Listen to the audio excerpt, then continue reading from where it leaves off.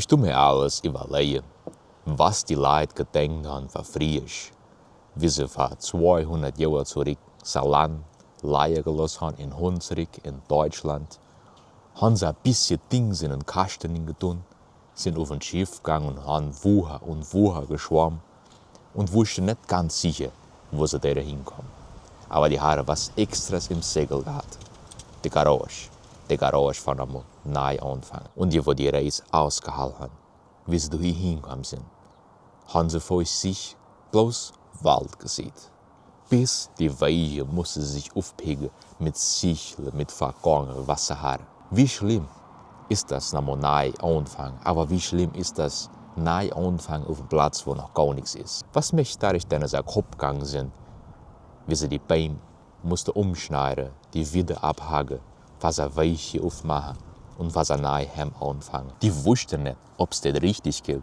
Die wussten nicht, was sie da antreiben. Aber immer noch, die Garage, wo sie haben im Segel, war viel größer gewesen wie die Bank. Haben sie Häuser gebaut, haben sie Kirche gemacht, haben sie Schule gemacht und haben sie erste Plantage angefangen zu machen. Haben sie angefangen, Kartoffeln zu pflanzen. Und dann tue ich alles mal so darüber nachdenken, wie alles so schlimm war. Möchte die alles mal gedacht haben, ob die Leute 200 Jahre danach daran denken und alles, was die gemacht haben. Ja, mehr daran denken.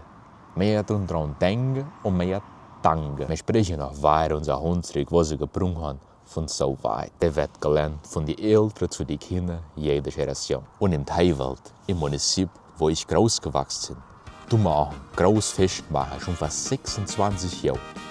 Das Fest heißt Kartoffelfest, weil vor den Jahren haben die Leute viel Kartoffeln gepflanzt und heute ist das Munizip, was es ist, für die Leute, die von 200 Jahren zurückgekommen sind und für die, die was gepflanzt haben, die in den Baum die Klauben gepflanzt haben, als wir heute Kinder da sind. Und jedes Jahr passiert das Festnahme zwischen 8. und 17. Mai.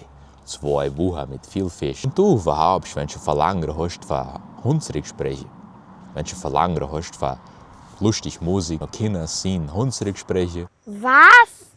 Willst du nicht unser Kartoffelfisch kommen? Jetzt bin ich mutzig. Mach nur nicht so dumme Stiege. Tu dich nicht so wegschmeißen. Wenn du nicht kommst, komm ich nicht drüber weg. Das Kartoffelfisch ist das beste Fisch von der Welt. Komm! Noch Kinder singen, tanzen.